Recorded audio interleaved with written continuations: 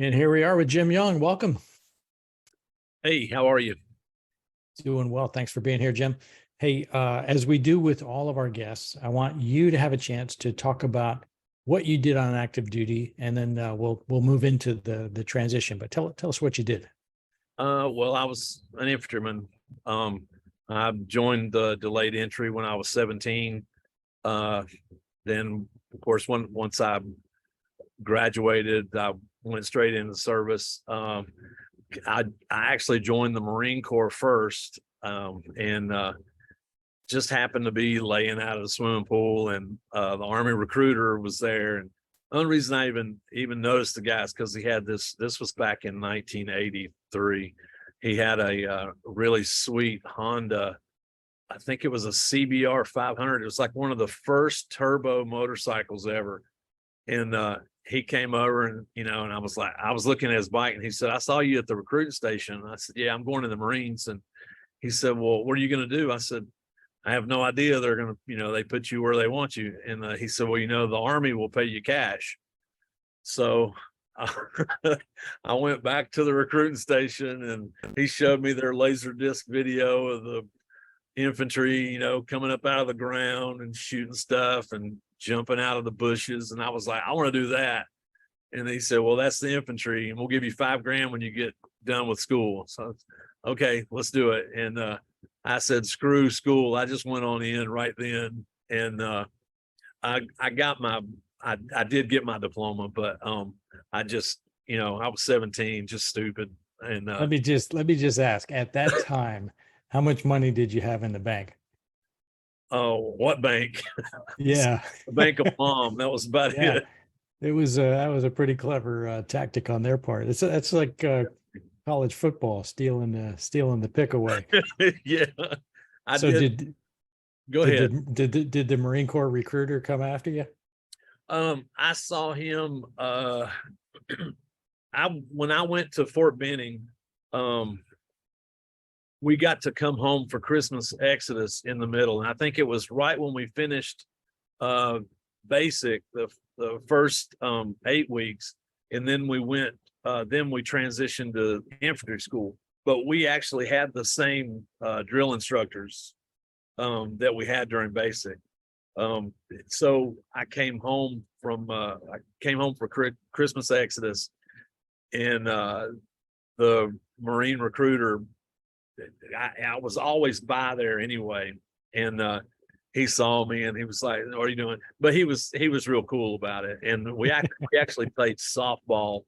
They had a softball game where it was the Marines against the Army, and all I remember is all I had was like this wool sweater that it was not a tight knit, and it was extremely cold as shit, and just the wind was blowing. We're out there in the middle of the field, and I was freezing my butt off trying, playing softball with these guys. I did have one of my drill instructors. I'll never forget him. I can't remember his name, but I'll never forget his face, because he had a high and tight and a Hitler stash. And this was back in the 80s. I think that was Army Regs back then. I'm not sure. But, I don't know if it was called that, but well, that's what we call it. Okay. But he was from here. And so just as soon as I got home during Christmas Exodus, it's about 4:00 in the morning. There's a knock at the door, and of course my mom's already up. She's gone to work, and it's me. I'm going to the door, and he was, there's DI in his PT outfit, and he's like, "Come on, homeboy, we're going to run PT." And I was like, "Oh my." So I really didn't have a vacation. So from that time on, we were doing rappelling at the Ranger Tower, and he wanted somebody to do the Australian. So he's like, "Where's my homeboy?" So after Christmas Exodus, when we went back to infantry school, I was his guinea pig from then on. And it was fun. I enjoyed it. Because I was just young and stupid. But So help me with where was home at the time? Burlington, North Carolina. Okay. And how long did you wind up serving, Jim? I got out in 88, and I was it was for, I was injured on a border patrol in, 87. 'Cause I was stationed in Germany at the time, and that was when the wall was still up. And we, one Christmas, I think it was a cavalry company that was, responsible all year round guarding the border, and they were handling border duty. And, So let's clarify for the younger audience members which border we're talking about here, because in the news today, all we hear about is Yeah. the East southern and West border of the Germany. U.S. Yeah, okay. East Germany and West Germany. And, It used to be a thing. yeah, it used to be a thing. And, we were, I believe when we went to relieve them, it was, part of Czechoslovakia, where we were at. It was, so it was West Germany, and then Czechoslovakia was part of that. Because there were some countries, I don't think they're countries anymore. I think it's all one thing now, or what Yeah. Czech Republic is a separate entity now. yeah. Okay, so was that your primary tour, or was there a tour after that? No, that was pretty much it. I had every intention of re-upping, and I came home on leave after I was injured, and I honestly didn't think anything about it. It was 87 Reforger when I was injured. I came home on leave, and actually got a girlfriend, which is now my wife, and I had every intention of re-upping. And as soon as I got back, they said, "You're going to Würzburg for a medical board." And so there it was. I believe it was Graham Rudman then were doing all these budget cuts, and they were just looking for people to put out. And because I was an infantryman, I was not worldwide deployable. So that was their thing. And So did they offer some assistance? Was there thought to how you could prepare to leave the Army? oh no.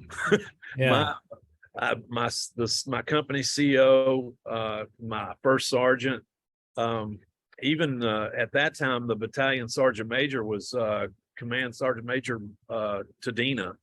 And I don't know if you're familiar with who that is. I believe he was the most decorated NCO in Vietnam. Little guy. We will put a link in the show notes about him. Okay, yeah, he recently passed away a couple years ago, and he was actually standing up for me, and he's like, this is a highly motivated individual. We need to keep people like this in, and but the rest of the board didn't see it that way. So I was sent home, and I didn't even know anything about being, of course I was honorably discharged, but I didn't even know that I was considered a service disabled veteran until probably maybe 8 or 9 years ago. Wow. And, I didn't have an ID card or anything. And it's just weird, because I was doing Spartan races, the Tough Mudders and stuff like that. And I did one in South Carolina, and it was like mile 13, and I got up on the multi-rig and I ripped my bicep. And so that following week, I went to the hospital, I went to UNC. They got me in there. They did all the surgery. Of course, Spartan had insurance, so it was covered. But the VA was right there in that same little area, and I was seeing these bills, and I was like, maybe I need to look into this, because I guess I'd never really been seriously injured or anything. And if I got sick, I just kind of dealt with it. That's just the way I was brought up. My mom was a Marine, so I was brought up, you So let's hold up right there. What did she say when you chose Army over Marine Corps? She really didn't want me to go in. It was funny because she didn't want me to join the service. But she told me, she said, well, you're going in, so you don't have to work. You can enjoy your time, before you go in. I was like, okay. So um one time she came home and I was watching Gomer Pyle and she said, it's not like that. I said, I know it's not like that, but she was a single mom. My father passed away when I was 12. He was a POW in Korea in the Air Force when he was in the Air Force. But I just, I'd never had any serious injuries or anything where I needed hospitalization or anything. And but when I was seeing those bills come for this little 4-hour surgery that I had, I was like, okay, I'm getting up in years. I need to see what's available for me because I'd always been self-employed. And everything was paid for out of pocket. When we had when my wife had baby, hey doc, do you give cash discounts, stuff like that.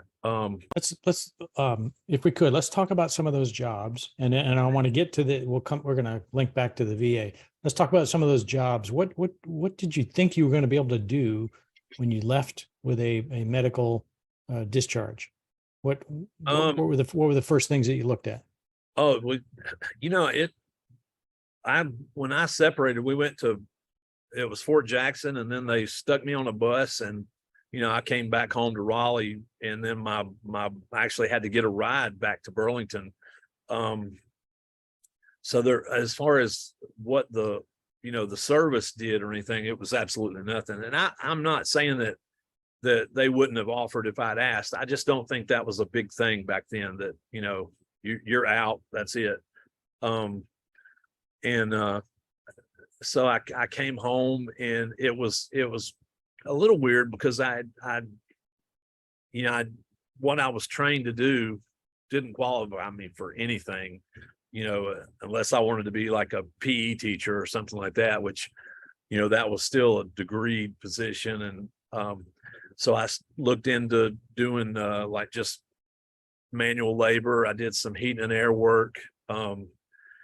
And I never had any issues with authority when I was in the service, but it's when I came home, it's like I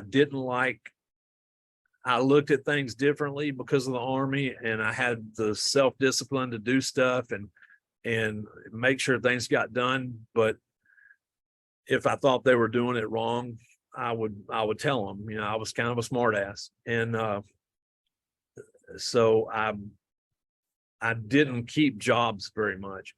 And I loved music, and I liked playing with stereos and electronics and stuff. And I just said, well, I went and I had $80, and I went and I had some business cards printed up, and I started building speakers, just like home speakers, and that morphed into doing big subwoofer enclosures for cars and trucks and things like that. And I saved up enough money. At this time, I was still living with my mom, so I didn't really have a whole lot of overhead or anything like that. So we're still in the apartment, and I've got a jigsaw, and I'm going to Lowe's and buying wood, and I'm bringing the wood in there, and I'm cutting the wood out on my bed. And it just kind of grew into, I started an electronics business where we did audio video for homes and cars, and then that kind of got into video surveillance and security systems for commercial and home. I did that for about 34 years. I still have 2 clients that I do stuff for right now, and I've had them forever, and I try to get out of it, but they pay their bills on time. They can afford me. So, and the last time they just said, Jim, you're not quitting us. We still want you to keep doing stuff. Okay. And it's mainly just maintenance for their surveillance or something like that. That's loyalty and customer service. So you said 9 years ago you got your VA status squared away. So where is that right? It was about, I think I'd always been getting money, but I believe it was direct deposit, and I just never thought about it. And when after I was injured, it was 20, might not quite 9 years. It was 2015 when I was injured.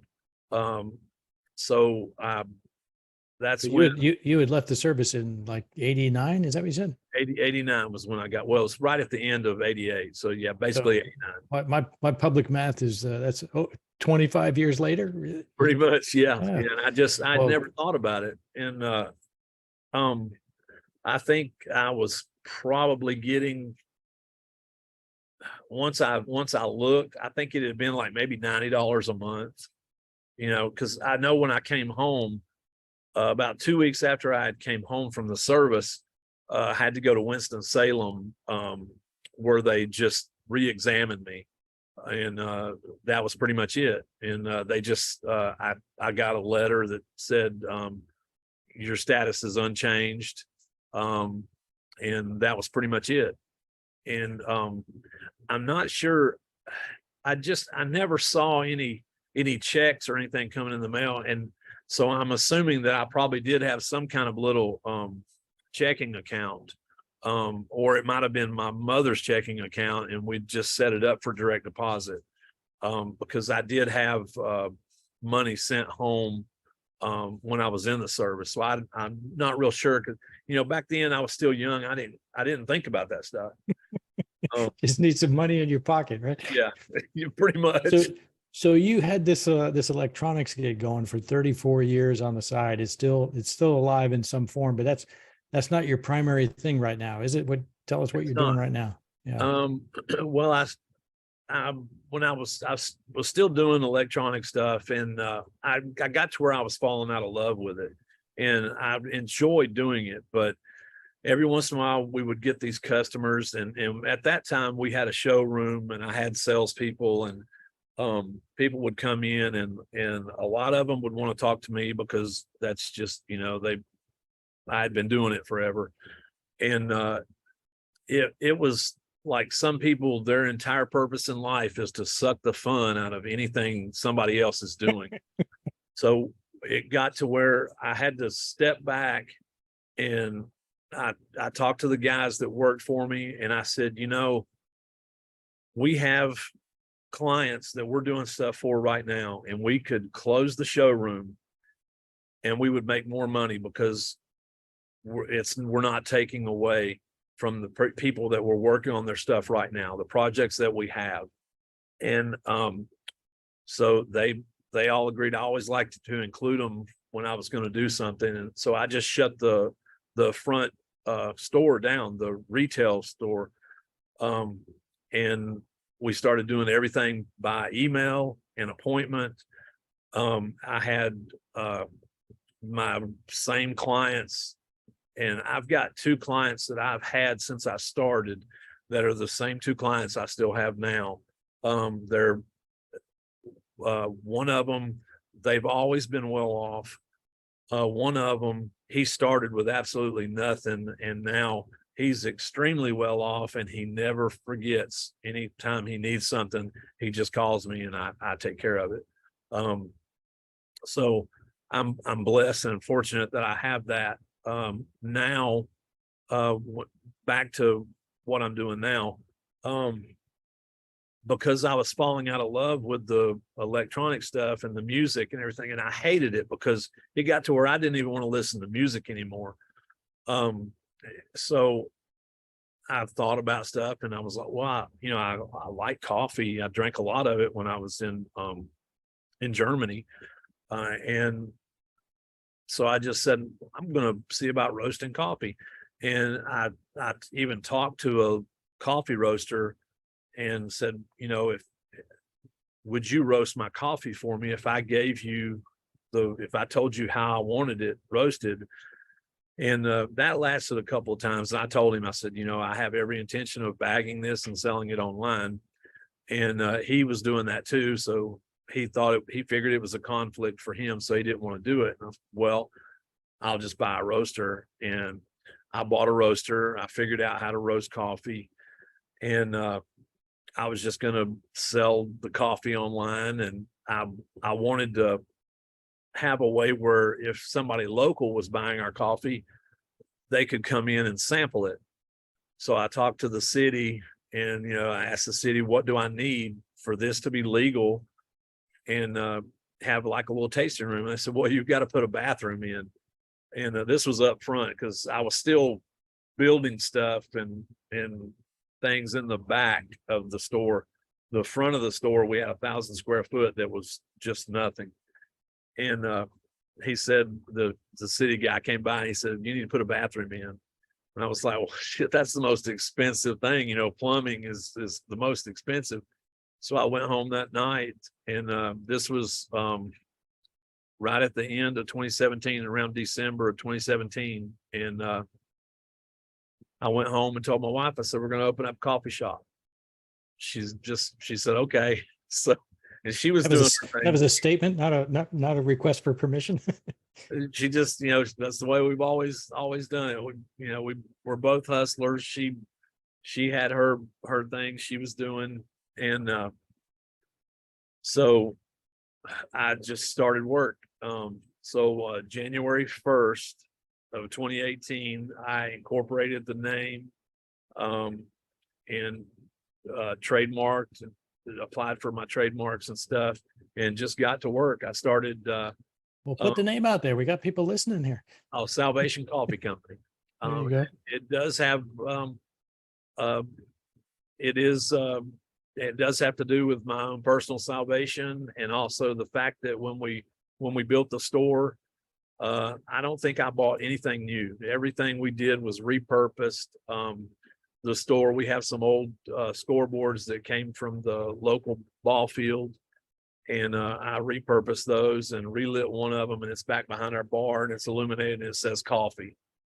And so we just I'm fairly mechanically inclined, so I was able to buy used coffee equipment at extreme discounts, and then I just learned how to fix them so I can work on the equipment myself. And I started building the bar, stripping the floors. My wife came in and she did the artwork that's on our walls and stuff, and it just kind of took off. And I had my youngest daughter had some addiction issues, so we looked at it as a way for her she could work at the coffee shop, and she could make a living, and it would help her with her issues. And we would just, if the shop paid its own way, we were fine with that. We weren't really worried about it making a profit, just as long as it paid for itself. And we had our grand opening, and it just blew up. And I don't even think our roaster had got here yet. I was still having a third party guy roast our coffee. I hadn't got the roaster yet. And it just. Are you still doing online sales? Still do online sales. It's coffeecrafted.com. And I'll ask the Shark Tank question. What percentage is from store business versus online? Where's the money come from? Oh, it's by far, honestly, probably 90% is all in store. It's a vibe in the store. Our beverages, everything is it's insane, and I have absolutely no idea why. But we just, with my electronics, it was all done with my head and looking at the numbers. With the coffee shop, it was all done with the heart and how we felt. I didn't really pay any attention to the numbers. It was a lot of faith, and it just happened. And ever since we opened, they do a local local newspaper. They have the best of whatever in town, and ever since we opened up, we've been the best coffee every year since we've been open, and which is really cool because we've got a lot of coffee shops here. Congratulations. Yeah, thank Kim, you. we were talking offline just before we started to record, and you were talking about how busy you are. But tell us about your views on balance. How do you pursue balance, or is it something you pursue? Do you have balance? As far as work and leisure, I still haven't. I don't consider the coffee shop work, and you know, if it's the old saying is, if you enjoy what you're doing, you're never work a day in your life. And we do hustle. I mean, my wife, we've been doing it I think right at 4 years now, and we it's just grown. My original roaster that I had, that I learned on, I could only do about 2.5 to 3 pounds every 15 minutes. So I doubled the size of our roaster, and just because the business needed it. We sell a lot of coffee out of the store.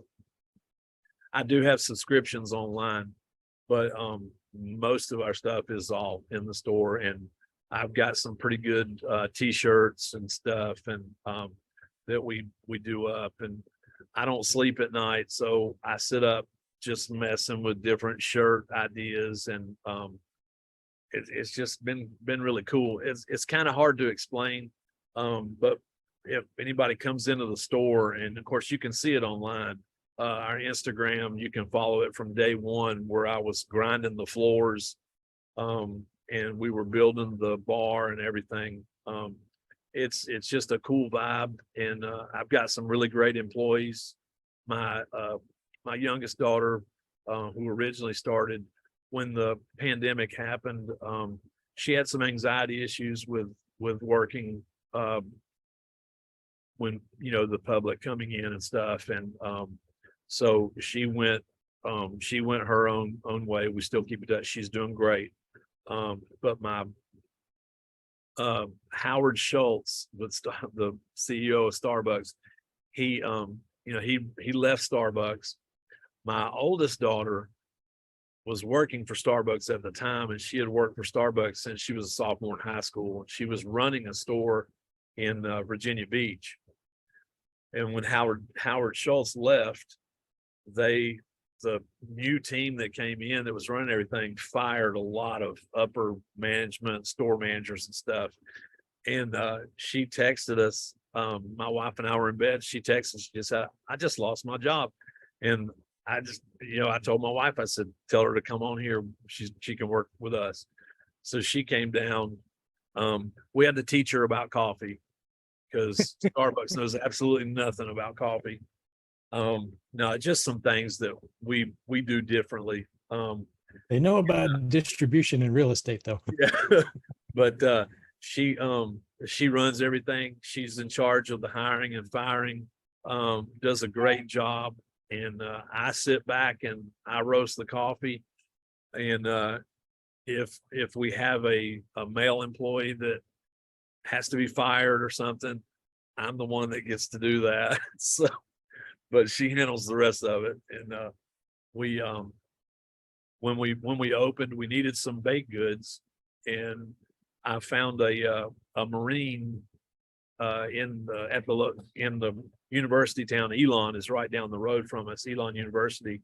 In the town of Elon, this Marine, his wife had a home-based bakery. So we got up with them and we started buying their baked goods. We did that for about 2 years. We were doing their bakery, and her husband had started a church up in the mountains.